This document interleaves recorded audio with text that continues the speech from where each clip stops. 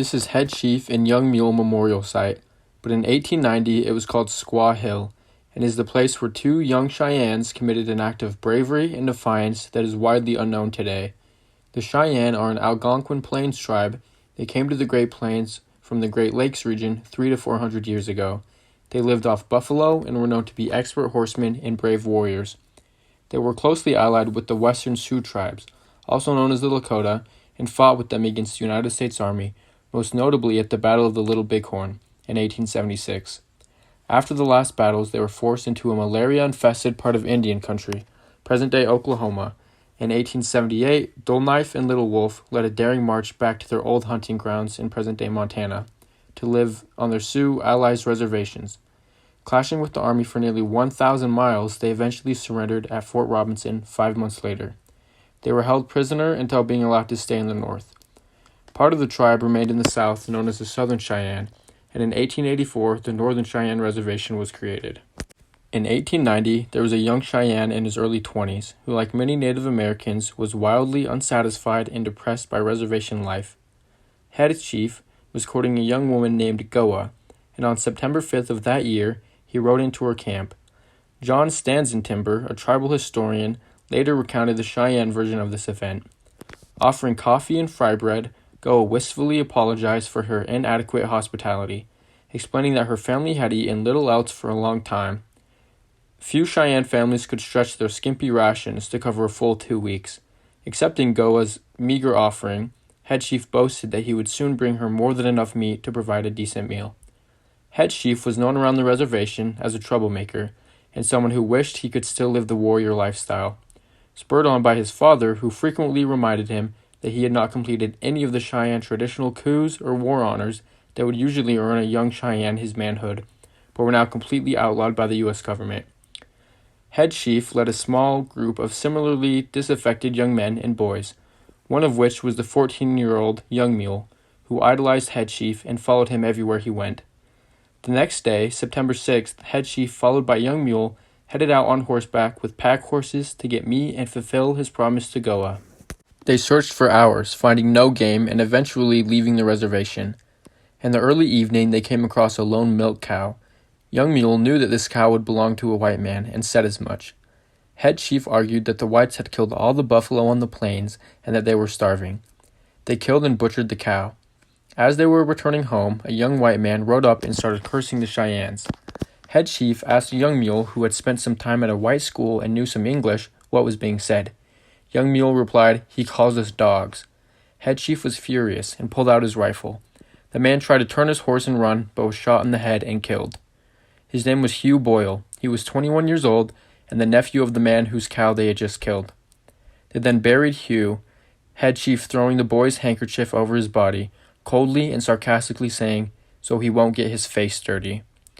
The two Cheyennes returned home later the next day, but by that time, Hugh Boyle's disappearance and probable murder had already been discovered by his uncle, who had gone to the Cheyenne agency for help. The Cheyennes were now suspected of the crime and being pressured to turn over the killer. Aware of the panic in the village, Head Chief reluctantly admitted his guilt. Elders of the tribe assured him that no one would betray him by turning him in and would even defend him to the death, but that this would likely cause a general massacre for the Northern Cheyenne. Unwilling to let that happen, Head Chief said, "I don't want anyone to die for me," but also refused to be hanged because that was not a death fit for a warrior. He proposed an unheard-of solution. He told his elders to go down to the agency and tell them on the next ration day to line up soldiers on the bottom of the hill and to be ready, because he would ride in as if he was charging into battle, knowing he would be killed.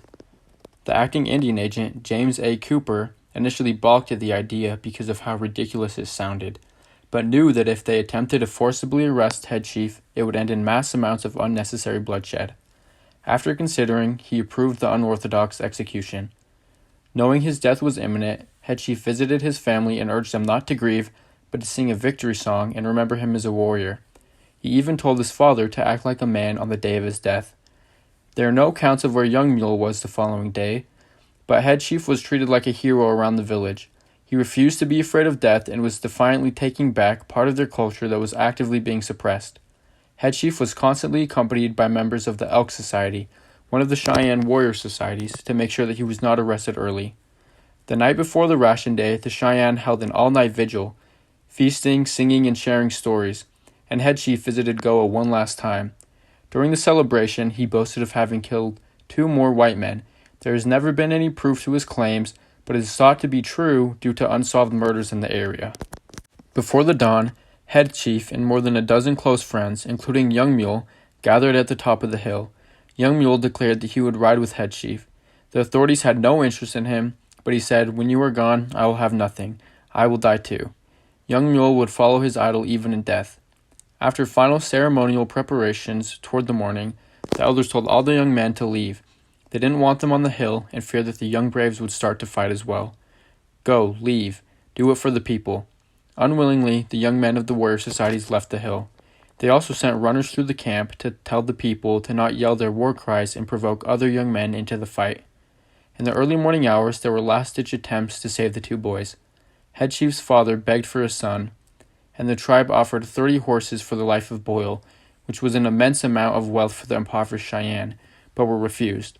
Unlike Cheyenne custom, property exchanged could not account for a murder.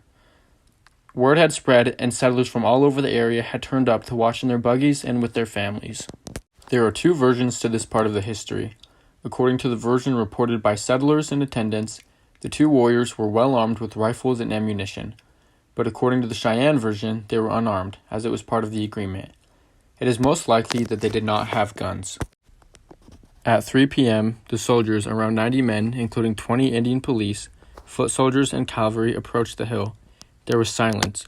Within a few minutes, the 2 Cheyennes emerged at the top of the hill in full war paint.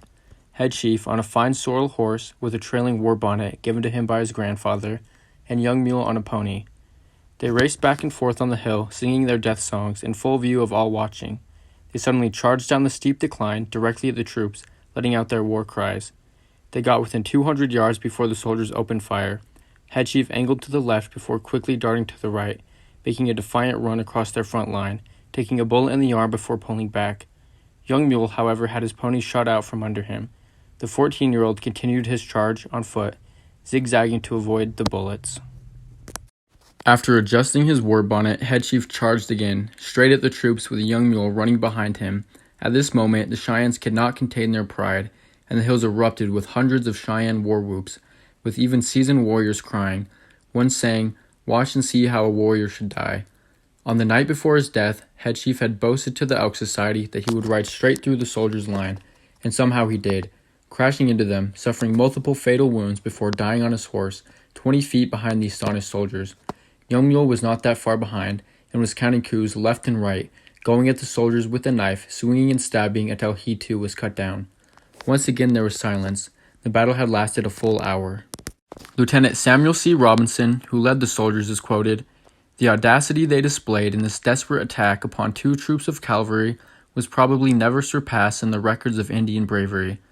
These 2 Cheyenne warriors had embodied the fearlessness and resilience that the great horse tribes of the plains were famous for. The boys were taken back to the village, Cheyennes lining up to see them. They were then buried high above the village on the hill where they had died. The people marked the path of Head Chief's horse with rocks, and according to Cheyenne tradition, in that last charge, a single feather had fallen off Head Chief's war bonnet. Someone tied the eagle feather to a rock that still had Head Chief's blood on it, and placed it where he had died. The feather was there for years before finally rotting away, but the rock will be there forever."